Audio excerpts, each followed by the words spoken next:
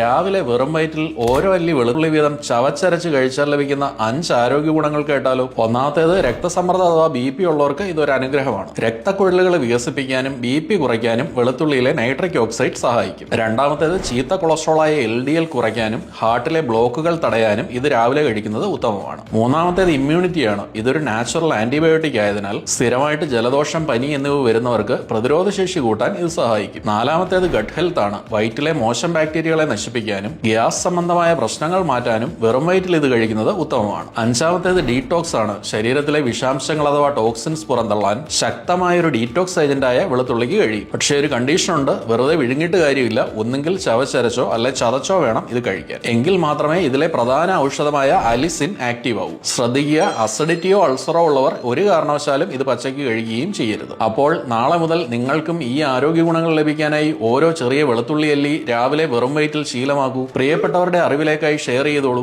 രാവിലെ വെറും വയറ്റിൽ ഓരോ അല്ലി വെളുത്തുള്ളി വീതം ചവച്ചരച്ച് കഴിച്ചാൽ ലഭിക്കുന്ന 5 ആരോഗ്യ ഗുണങ്ങൾ കേട്ടാലോ. ഒന്നാമത്തേത്, രക്തസമ്മർദ്ദം അഥവാ BP ഉള്ളവർക്ക് ഇതൊരു അനുഗ്രഹമാണ്. രക്തക്കുഴലുകൾ വികസിപ്പിക്കാനും